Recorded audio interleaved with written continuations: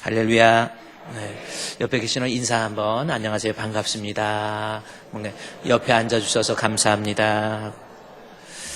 화요일 날 0시 예배에 빠지지 맙시다. 한번 인사할까요? 빠지지 맙시다. 그래요. 꼭 하나님 앞에 예배를 시작할 수 있는 한 해가 될 수 있도록 그렇게 주시기를 바랍니다. 자, 오늘 이 본문의 말씀. 오늘이 12월 마지막 주일이에요. 그래서 2019년도 마지막 주일입니다. 그리고 내일 모레 드디어 수요일 날이면 또 2020년도가 되게 됩니다. 정말 세월 빠르지 않습니까? 여러분 0시 예배 드렸던 적이 얼마 안 된 것 같아요. 그렇죠? 0시 예배. 혹시 0시 예배 설교 제목 아십니까? 너무 무리한 질문인가요? 0시 예배. 그러면 제가 그 인형극으로 영상을 보여줘요. 복화술로 한 사람이 다 하는 거 있어요. 그러면서 인형이 이렇게 노래도 하고 뭐 이렇게 하면서 이랬던 거 있습니다. 그때 제가 제목이 하나님의 손이었어요. 그래서 인형이 이렇게 말도 하고 노래도 하고 그렇지만 사실은 그 뒤에 있는 그 사람의 손에 의해서 움직이는 거다. 그래서 한 해를 돌이켜보면서 내가 이만큼 산 것이 하나님의 은혜. 오늘 성가대 하나님의 은혜 찬양이었잖아요. 참 정말 아름다운 찬송 하나님의 은혜. 조금 더 연습을 좀 더 깨끗하게 좀 해서 좀 군두대기 없이 좀 이렇게 깨끗하게 하면 정말 좋은 노래입니다. 하나님의 성가대 얼마나 고생이 많아요. 정말 어렵거든요. 그래서 열심히 연습하고 힘들고 고생하는데 그래서 하다가 중간에 자기 마음대로 빠지고 막 하는 사람도 많아요. 근데도 끝까지 이렇게 지키면서 찬양한 것 정말 감사해요. 어쨌든 우리는 하나님의 은혜 가운데 한 해를 살았다라는 거지요. 자, 그래서 벌써 한 해의 마지막, 그래서 어떤 말씀을 좀 우리에게 주실 수 있을까라고 하는 것을 제가 좀 생각하면서 하나님께서 우리에 대한 평가, 어떤 평가일까라는 겁니다. 하나님이 나를 어떻게 평가하실까라는 거예요. 여러분 한 해를 돌이켜보면서 하나님께서 여러분을 어떻게 평가할 것 같습니까?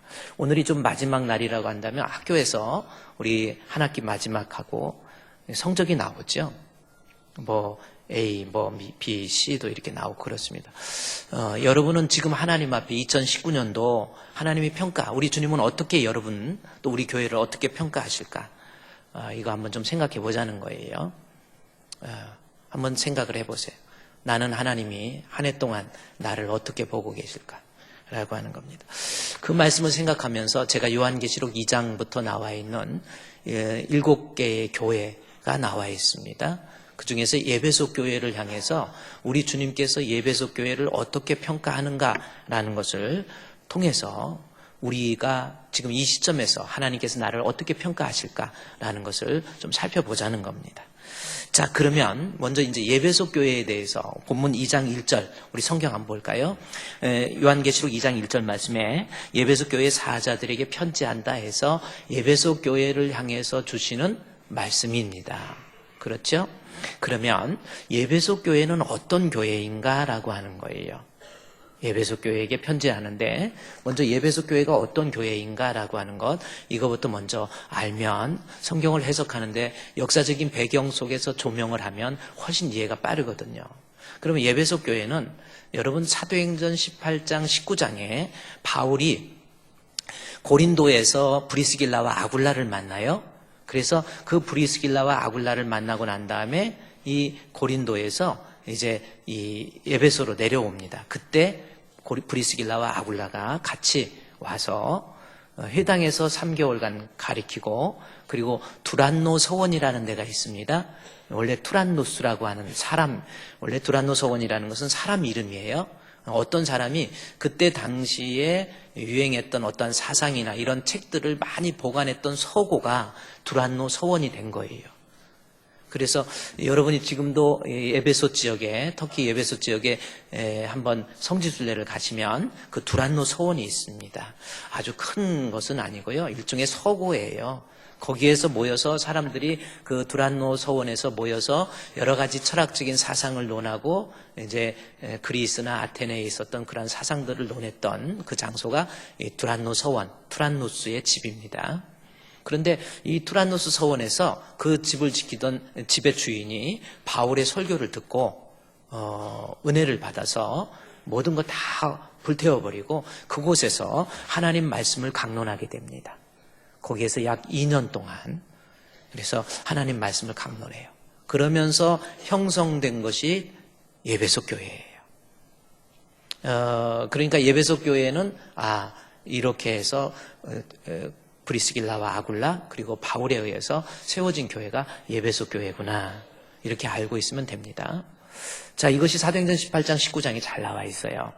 자, 그런데 이 에베소 교회에 세워진 이 에베소 교회가 과연 지리적으로는 어떤 곳에 세워졌는지 지도를 한번 제가 여러분께 보여드리도록 하겠습니다.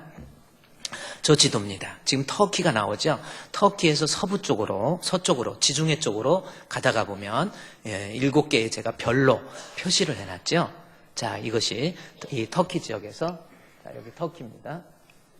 이 터키에서 서쪽으로 이쪽에 가면 이제 이게 지중해이고요. 그 다음에 여기 이스탄불, 터키에서 지금 여러분이 성지순례 가면 터키 이스탄불이 있습니다. 소피아 성당도 있고요. 여기에 보스포러스 항구, 여기 지중해를 이렇게 건너서 바로 여기 다리가 있는데 이 다리를 건너면 바로 유럽입니다. 그래서 이 터키는 유럽과 아시아를 동시에 가지고 있는, 그래서 터키는 아시아입니까? 유럽입니까? 그러면 아유럽이라고 해야 돼요. 아시아이면서도 유럽. 이런, 따라합시다. 그것도 아유럽. 그건 우리만 하는 말이니까 어디 가서 쓰지는 마시고. 아유럽이, 그러니까 터키는 유럽과 아시아를 가지고 있는 나라예요. 그래서 이쪽으로 쭉 가면 여기 이제 그리스, 로마, 이쪽으로 쭉 가면 프랑스, 영국, 다 나오는 거예요. 자, 이쪽에, 서쪽에, 터키의 서쪽에 7개의 교회가 초대교회에 나오는, 여기 요한계시록에 나와 있는 7교회입니다. 이 교회가 바로 어디냐면, 여기서 이게 에베소 교회입니다. 에베소, 그 다음에 서머나, 버가모, 두아디랴, 사데, 필라델피아, 라오디게아. 이게 교회입니다. 이 별로 표시했어요. 별로 표시한 것은 특별한 의미라는 것보다 별로 의미는 없는데, 이 별은 어떤 의미가, 왜 별로 표시했냐면, 여러분이 지금 머릿속에서 가지고 있을 때, 예배소 교회를 이해할 때, 마치 예배소 교회를 우리가 가지고 있는 그 교회의 개념을 가지고 예배소 지역에 우뚝 세워져 있는 교회로 생각하는데, 예배소 교회라고 하는 것은 그렇지 않습니다. 예배소 지역의 어디엔가 가정을 중심으로 모여있는 그러한 단체가 예배소 교회예요. 그래서 예배소 교회. 그러니까 로컬 처치로 생각하지 마시고, 그러니까 어떤 지역에 세워진 교회로 생각하지 마시고 어떤 예배소라는 그 지역의 어떤 곳에서 모이는 거예요. 그래서 이 터키의 소아시아 지역이, 여러분이 지금 가보시면은 소아시아 7교회는 전부 예배소 안에 있어요.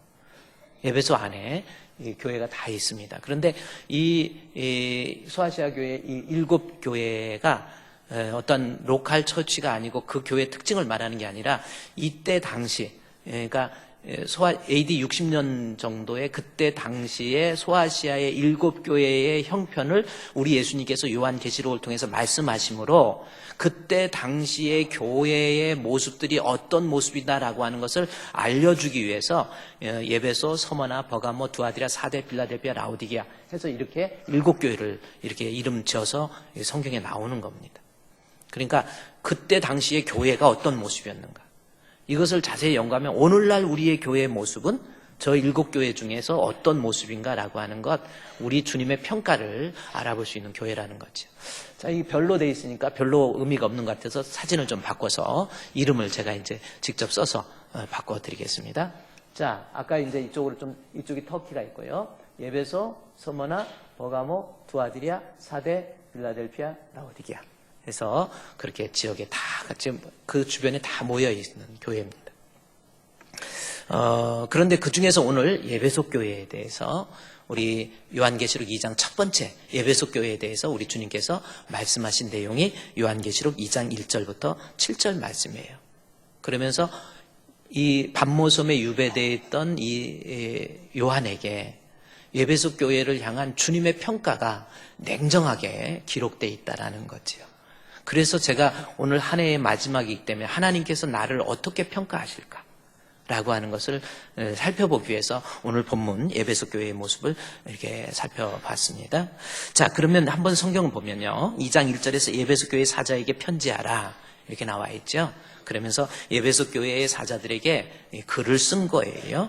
그러면서 2장 2절 말씀에 보면 아주 중요한 말씀, 에베소 교회를 평가하시면서 내가 내 행위와 수고와 인내를 뭐하고 그래서 2장 2절에 내가 내 행위와 수고와 내 인내를 알고 라는 겁니다.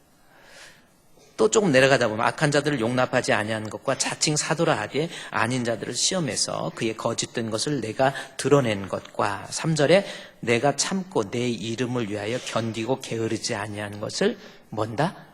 안다라는 거죠. 그러니까 에베소 교회를 평가하기 전에 우리 주님께서 에베소 교회 성도들에게 주신 말씀이에요. 나는 너를 안다라는 거예요. 이 말씀 앞에 저도 설교를 준비하면서 나도 모르게 주님이 나를 알고 계신다. 이 말씀 앞에 정말 가슴이 찡하기도 하고 한 해 동안 돌이켜보면서 나 힘들다고 목회하다 보면 별 사람들 다 있잖아요. 엉뚱한 사람들 많습니다. 자기밖에 생각 못하는 사람들도 있고요. 별 사람 다 있어요. 억울할 때도 있고 힘들 때도 있고 교회 건축할 때도 정말 나름대로 건축하면서 정말 힘들 때 많았어요. 너무나도 힘들어서 이거 어떻게 이 돈을 어떻게 감당해야 되나 정말 힘들어가지고 울기도 하고 지금 에베소 교회가 바로 그런 모습이에요. 내가 내 행위를 내 수고를 내 인내를 내 눈물을 우리 주님이 알고 계신다라는 겁니다. 그러면 이 말씀을 좀 더 이해하려면 예수님께서 내가 너를 안다 이 말씀의 의미가 뭐냐면 이 주님께서 주시는 이 말씀을 듣고 에베소 교회 성도들은 내가 내 행위와 수고와 인내 그리고 너에게 견디고 참은 것 내 눈물 내가 안다 이 말씀을 사도 요한을 통해서 에베소 교회에 주니까 에베소 교회 성도들은 그냥 펑펑 운 거예요. 왜 그랬냐면 에베소 교회 성도들은 이때 당시 에베소 교회의 AD 60년대의 당시 62년도의 당시에 에베소 교회의 형편은 어떤 형편이었냐면 에베소 지역이라고 하는 곳에 그때 황제가 누구냐면 로마와 소아시아를 다스렸던 그 황제 유명하고 아주 잔인하고 아주 무지무지하게 사람을 참 힘들게 했던 사람이 바로 로마의 황제 도미티아누스 황제입니다. 여러분 제가 성경을 이해하려면 6개의 제국을 이해하라 그랬죠.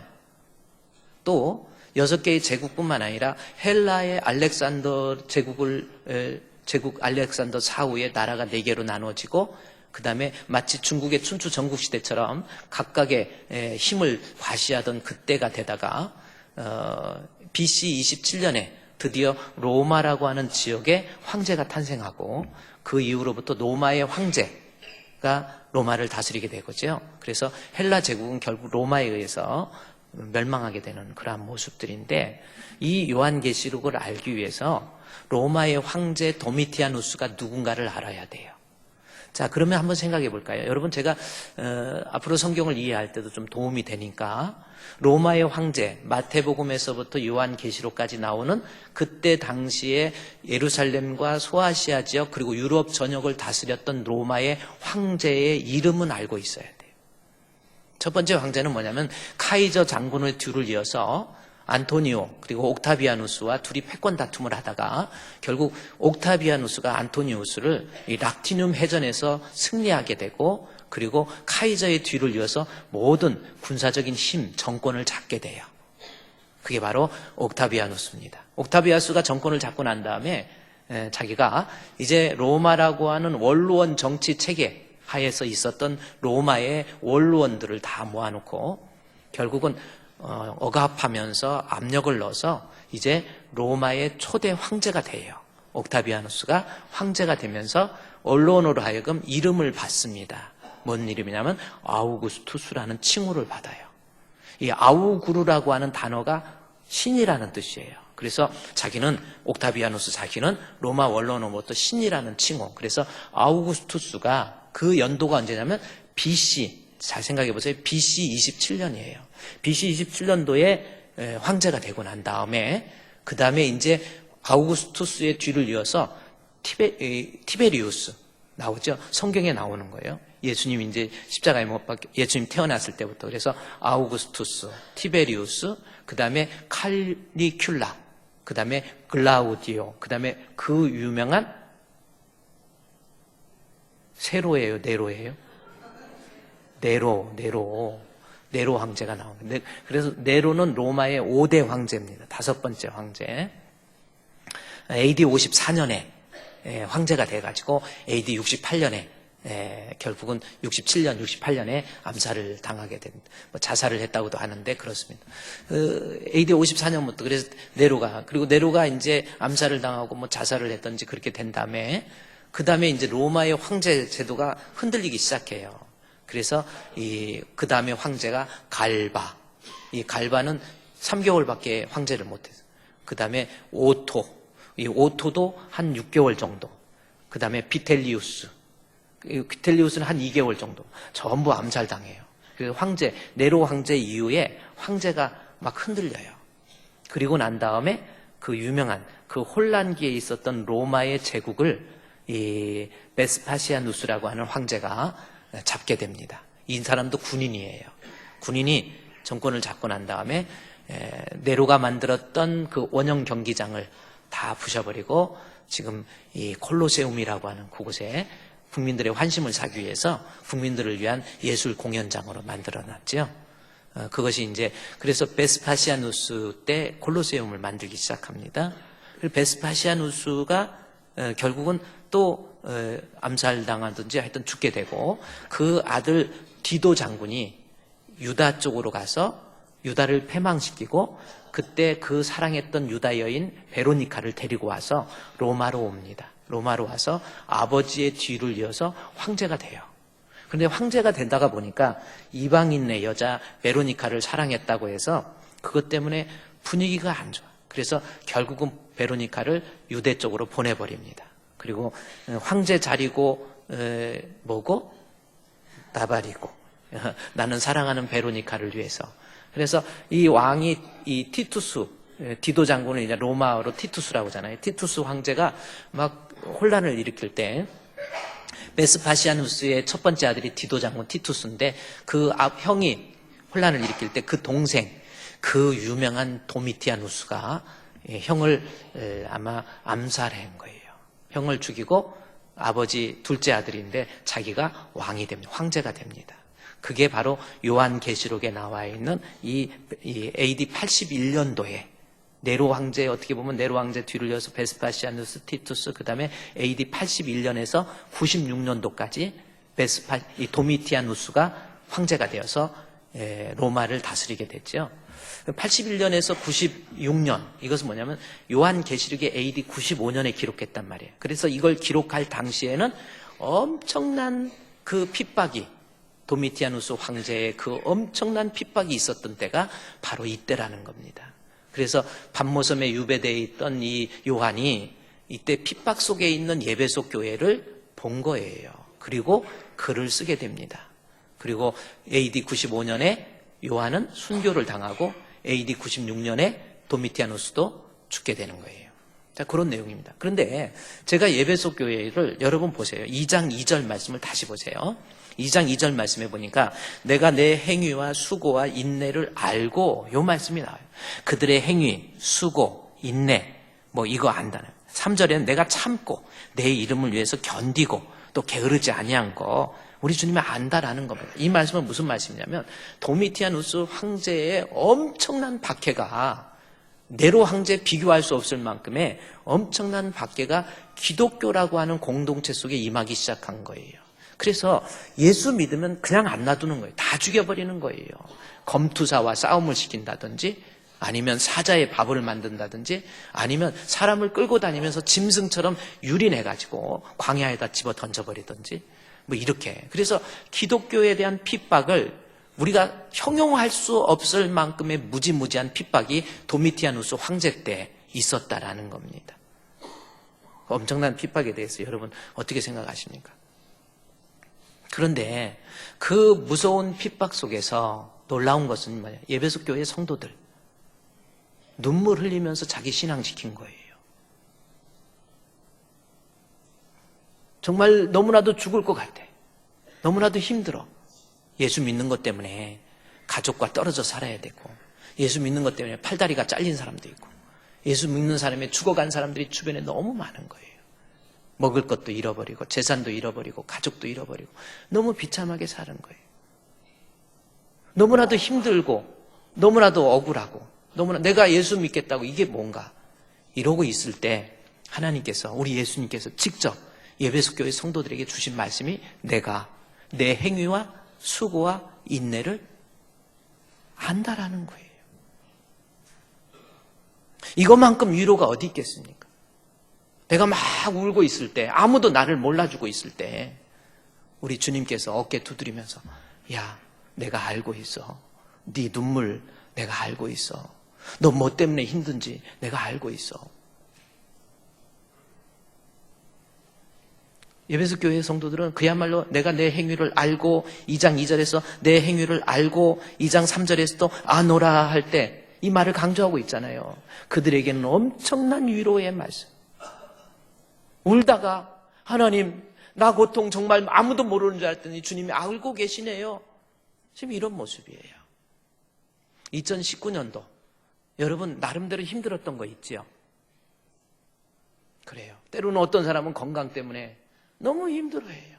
어떻게든지 살아보려고 이 건강을 이 건강한 몸으로 만들어 보려고 막 그렇게 노력을 해요. 그래도 잘 안 되고, 또 어떤 사람은 물질적인 문제 때문에 너무너무 힘들어요. 돈 때문에 너무 힘든 거야. 이게 어떤 방법이에요? 그래서 눈물이 나고 이럴 때 우리 주님께서 주시는 말씀, 나는 내 모습을 내가 안다라는 거예요. 에베소 교회 성도들을 이렇게 돌이켜보면 어떤 사람은요, 살다가 그렇게 사랑했던 부부가 살면서 남편이 먼저 갈 수도 있고요, 아내가 먼저 갈 수도 있어요. 제가 언젠가 얘기했지만 이름도 잊어버리지도 않습니다. 어떤 집사님 젊은데 남편이 먼저 가셨어요. 남편이 30대에 돌아가신 거예요. 아내도 30대입니다. 너무 힘들어가지고 처음엔 돌아가셔서 그 아픈 걸 몰랐는데 세월이 흘러가면서 1개월, 2개월, 3개월, 4개월 목사님 신방 가셔야 됩니다 해서 제가 갔어요. 갔더니 그냥 이불 덮고 있는 거예요. 몸이 팅팅 부어 있어요. 눈이 그냥 이렇게 부어 있어요. 제가 가니까 겨우 일어났는데 목사님 죄송해요. 이런 모습 보여서 죄송합니다. 근데요, 남편이 먼저 가고 난 다음에 저는 너무 괴롭고 힘들어요. 혼자 살기 너무 힘들어요. 남편 너무 보고 싶어서 자기는 낮에도 계속 잔대요. 밤에도 계속 잔대요. 왜 그래요? 움직이면서 운동도 해야죠. 그때. 아니에요, 목사님. 내가 자면 꿈을 많이 꾼대. 잠을 많이 자니까 꿈을 많이 꾼대. 근데 그 꿈 속에서 내가 사랑하는 남편 볼 수 있어요. 사랑하는 남편 보기 위해서 잔다라는 겁니다. 그 말을 듣고 나니까 얼마나 마음이 아픈지. 여러분 그래요. 남편이 먼저 가고 얼마나 괴롭습니까? 누가 나 알아줍니까? 옆에 있는 친구가 알고 있습니까? 그 아픔을 누가 알아요? 남편 때문에 속상한 거, 별 희한한 남자들. 여러분 남편들 지금 아내한테 잘해주세요. 구박하지 마시고 지금 잘해주세요. 건강도 좀 챙겨주시고 힘든 것도 남편이 감당하시고 쓰레기 분리수거 남자들이 다 하시고 청소도 남자들이 다 하시고. 그랬더니 목사님은 하세요? 나 해요. 어제도 저녁에 분리수거 다 하고 좀 그럽니다. 우리가요 하나님 앞에 때로는 남편 때문에 아내 때문에 아내가 먼저 아프고 여러분 쓰러지면 어떡할 거예요? 제가 지난 한 1주 전 됐죠? 이번 지난주에 성탄절 날 우리 이난기 권사님 69세 되셨는데 돌아가셔서 발인했죠. 이렇게 갑자기 돌아가셨을 때 가서 장례식 하면서 저도 많이 울었고요. 좀 그렇습니다.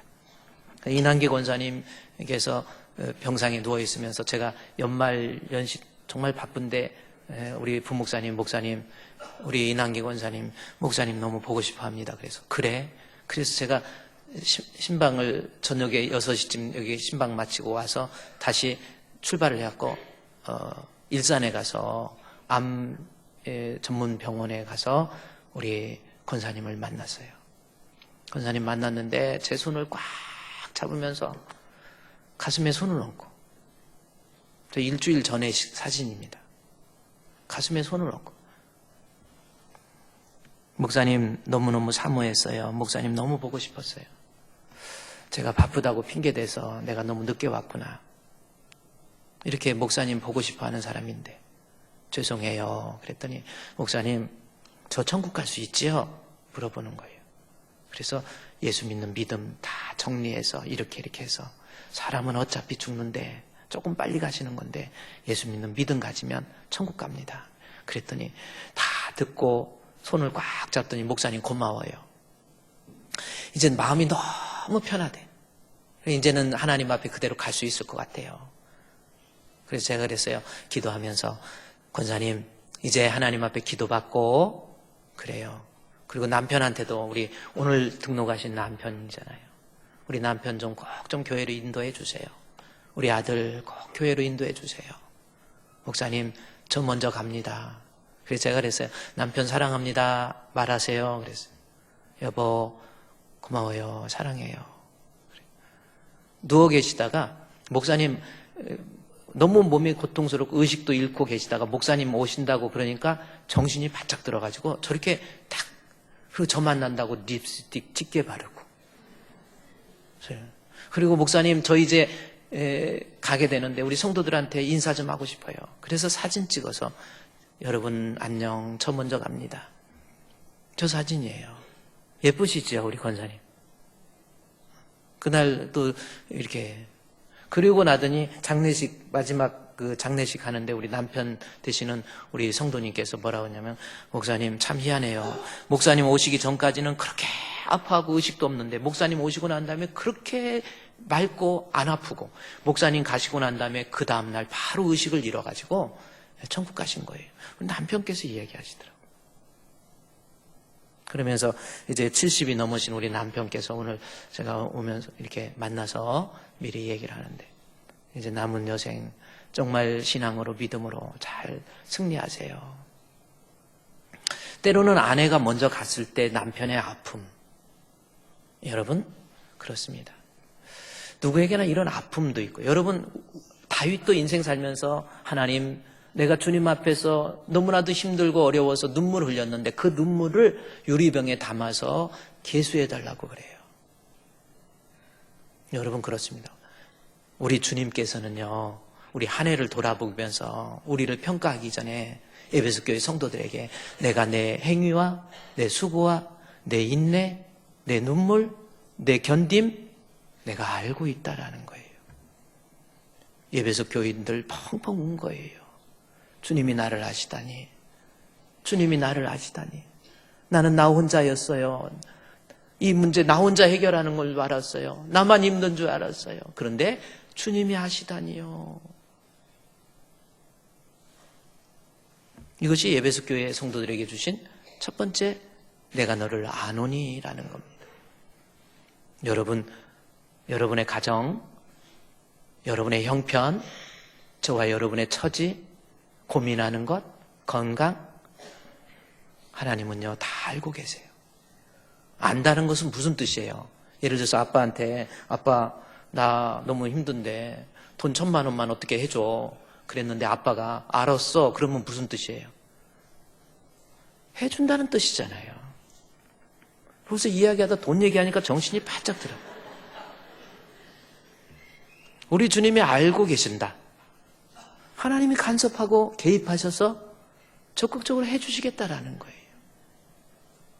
한 해를 돌이켜보면서 우리 하나님께서 분명히 해결해 주신다라는 겁니다.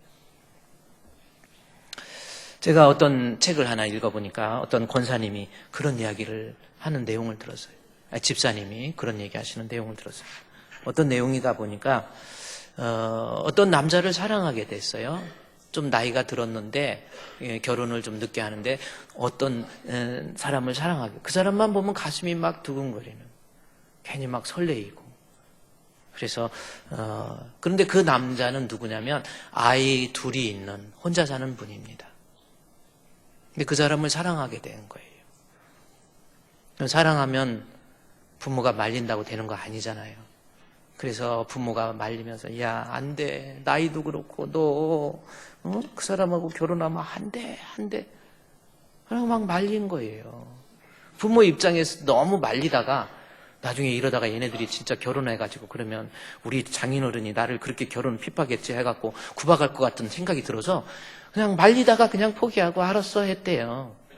그래서 결혼한 거예요.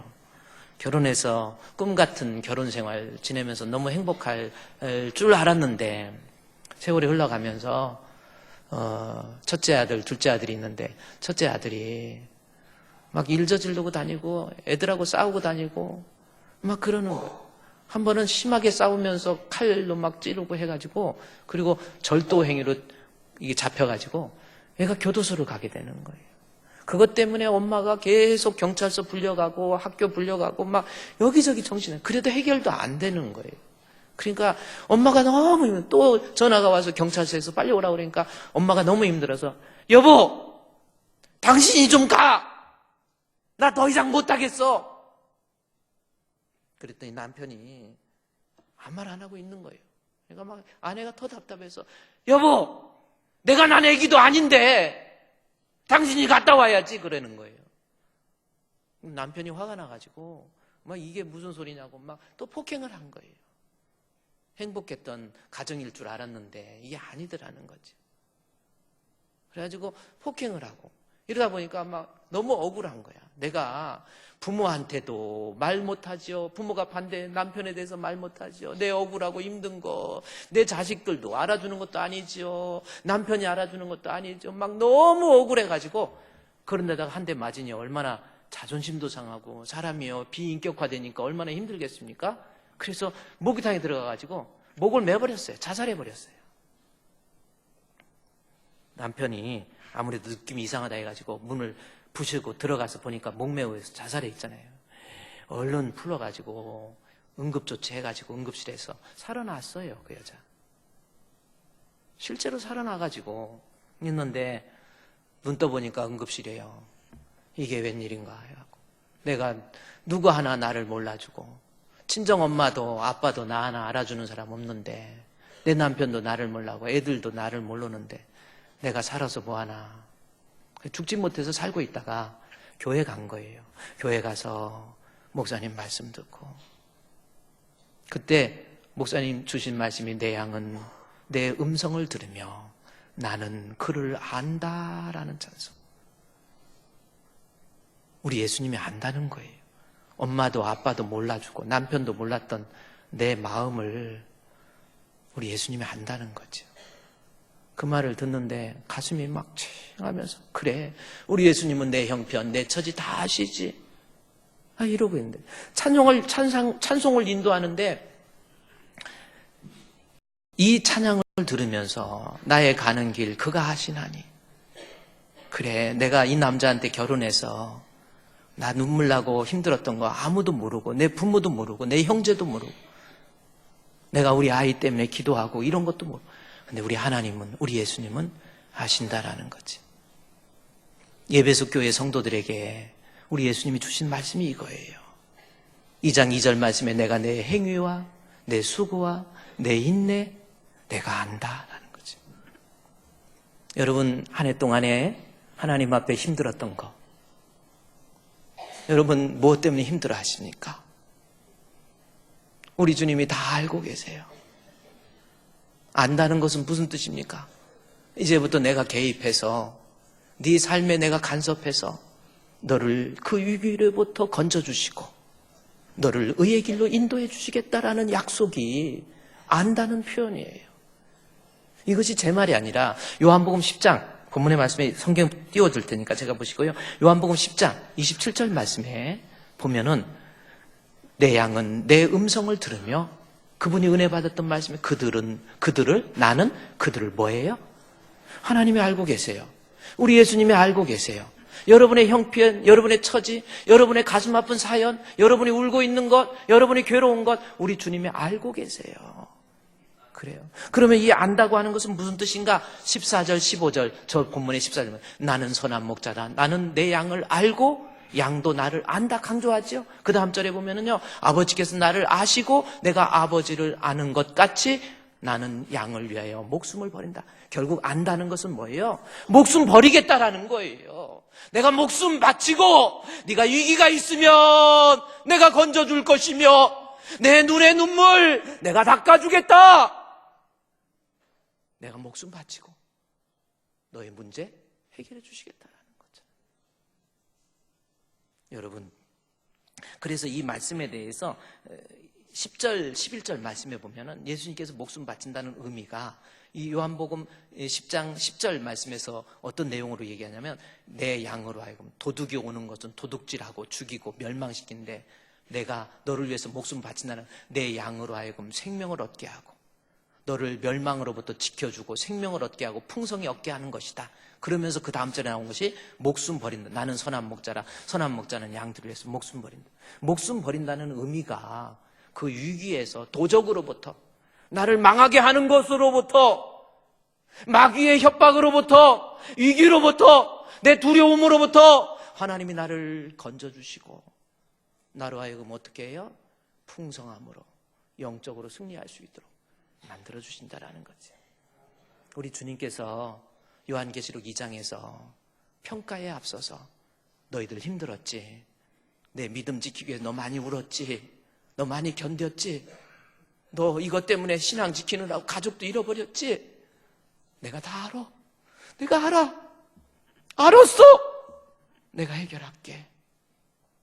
이것이 예배소 교회에 주신 첫 번째 메시지예요. 두 번째 메시지는 뭡니까? 요한계시록 2장에서 다시 보십시오. 요한계시록 2장에 보면 내가 3절에서 안 오니 그랬죠? 해결하겠다라는 거고요. 그 다음에 4절 말씀에 그러나 너를 책망할 것이 있나니 너의 처음 사랑 버렸다라는 겁니다. 이게 무슨 뜻이에요? 에베소 교회는 자기들이 신앙적인 모습을 가지고 그 위기 속에서도 예배도 드리고 기도도 하고 봉사도 하고 섬김도 하고 이렇게 생각할 수 있어요. 다 했지만 어느 순간부터 살아가다 보니까 마음이 변한 거예요. 주님 사랑하는 마음이 다 떨어진 거예요. 모양은 있었지만 그 마음의 중심에서 주님 사랑하는 마음이 없어. 예배를 드리지만 주님 나를 위해서 대속해 주신 주님의 은혜의 감격에서 마음껏 주님을 예배하고 찬송을 드리지만 그 찬송에 주님 사랑하는 마음이 없어진 거예요. 그냥 습관적으로 형식화되고 정형화된 모습으로 예배소 교회가 처음 사랑 버리고 그냥 신앙생활 한 거예요. 여러분 어떻습니까? 그게 예배소 교회의 평가였단 말이에요. 여러분 믿음 생활하면서 신앙생활 하면서 그래요, 교회 다니고 성가대도 하고 교사도 하고 내가 직분을 맡아서 일도 하고 이랬지만 정말 주님 사랑하는 마음 때문에 했습니까? 정말 첫사랑 잃어버리지 않고 있습니까? 첫사랑이 뭐예요? 첫사랑은 감동이잖아요. 제가 일부 예배 때 임병양 장로님한테 임병양 장로님 첫사랑 내가 괜히 누구냐고 물어봤다가 또 실수할 것 같아가지고 확인해 보니까 지금 아내 되시는 권순욱 권사님이 첫사랑이라고. 맞죠? 근데 첫사랑 뭐 힘줘서 말하는 거 보니까 조금 첫사랑 할 때 느낌이 어땠습니까? 설레였죠. 설레임. 어떤 사람이 가서 설레임 사와라 그랬더니 가게 가고 망설임 주세요. 설레임. 저도 제가 지금 생각해보면 첫사랑, 여기서 본문에는 첫사랑이 뭔가 The first love 해서 첫사랑이라는 게 뭔가 저도 지금 생각하면 그때 겨울에 그렇게 추운데 지금처럼 무슨 오리털 파크가 이런 게 있었던 게 아니에요. 옷도 얇고 엄청 추워요. 막 그 영하 뭐 10도 막 8도 9도 막 내려갔는데도 그 첫사랑 때는 추운지도 모르고 손잡고 관악산 칼바위를 누볐던 시절이 있었어요. 그 사람은 현실적으로 김현실 맞습니다. 얼굴이 나중에 이제 이렇게 집에 와보니까 얼굴이 빨갛게 그냥 얼었어. 그 첫사랑의 감격. 주님 앞에 예배하는데 그 첫사랑의 감격이 있습니까? 예배 드리고 싶어가지고 주님 앞에 예배 드리는 거예요. 찬송할 때 첫사랑의 감격이 있습니까? 습관화된 모습은 아니에요. 우리 평가하시는 주님께 너 첫사랑 버렸다라는 거예요. 제가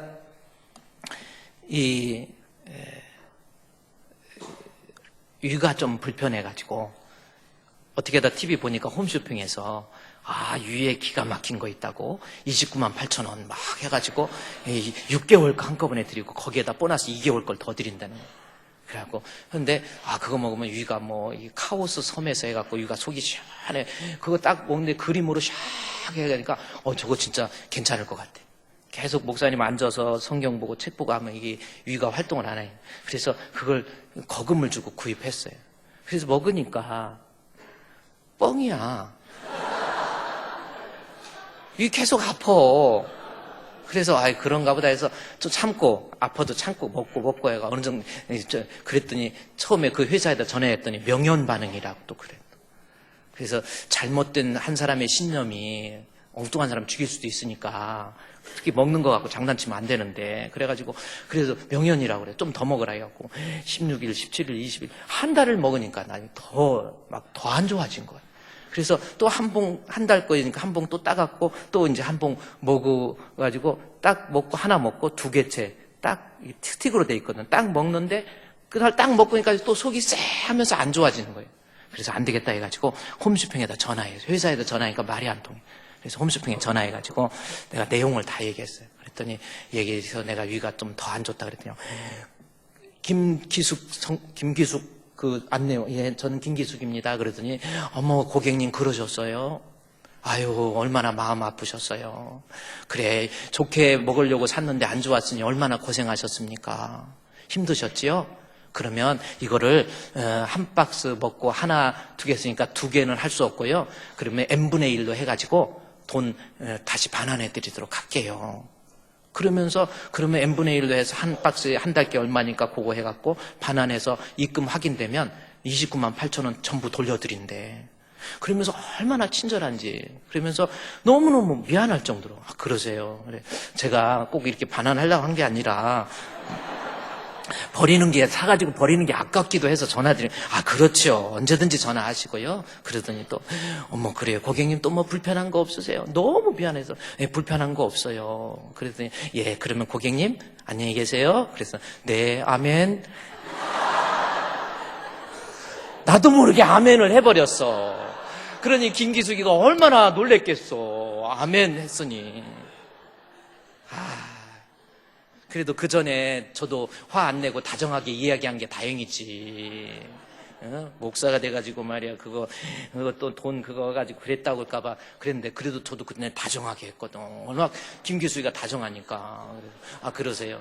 네, 안녕히 계세요. 그랬더니 아멘. 나도 모르게. 우리가 하나님 앞에 예배 드려도요 습관 너무 많아요. 기도를 해도 하나님 앞에 정말 그게 없어요. 눈물을 흘리며 씨를 뿌리는 자가 기쁨으로 단을 거둔다고 그랬는데 씨를 뿌리긴 뿌리는데 눈물이 없어져 버린 거예요. 제 자신을 보니까 내가 얼마나 답답한데.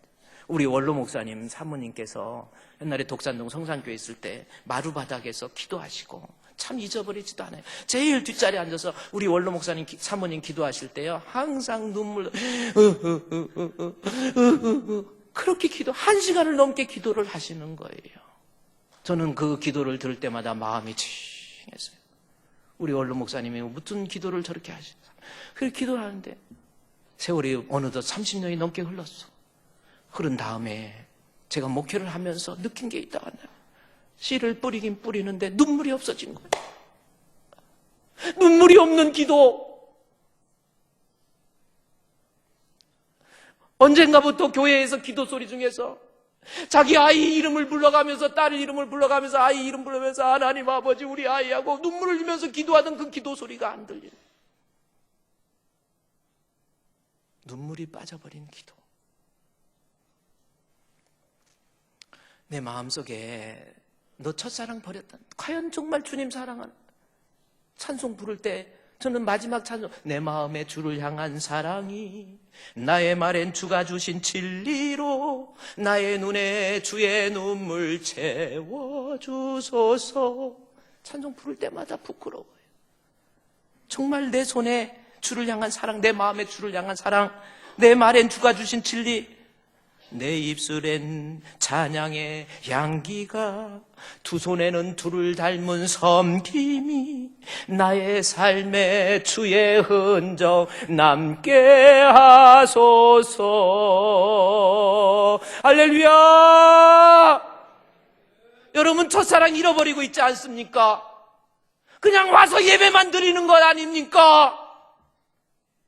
예배소 교회처럼 나 핍박 견디고 어려움 견디고 일했지만 내 마음의 중심에서 진짜 주님 사랑하는 마음, 그거 회복하라는 거예요. 우리 주분교회에 우리 주님이 주신 냉정한 평가예요. 내가 너 그만큼 일하는 거 내가 알아. 너 그렇게 고생한 거 내가 알아. 그러나 너 지금 주의 일 하지만 첫사랑 잃어버렸잖아. 첫사랑 잃어버렸잖아. 믿음도 없이 예배드리고 있잖아. 말씀 듣고 감격 안 하잖아. 찬송할 때도 그냥 그런가 보다 하잖아. 첫사랑 회복하라는 거예요. 그러면서 하시는 말씀이 마지막이 뭡니까?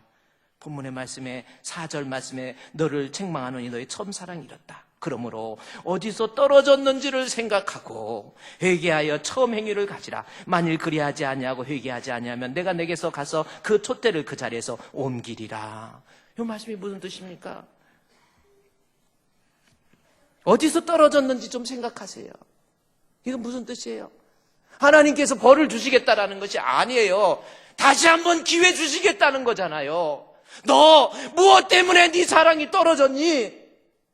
너 뭐 때문에 신앙이 이 모양 이 꼴이 됐니? 너 뭐 때문에 하나님 원망하면서 너 이런 모습 됐니? 어디서 떨어졌는지 생각해 보세요. 무엇이 여러분을 이토록 만들었습니까? 무엇이 나를 이렇게 습관적인 신앙인으로 바리새인 욕하지만 바리새인처럼 무엇이 만들었습니까? 그것이 돈입니까? 그것이 세상의 쾌락입니까?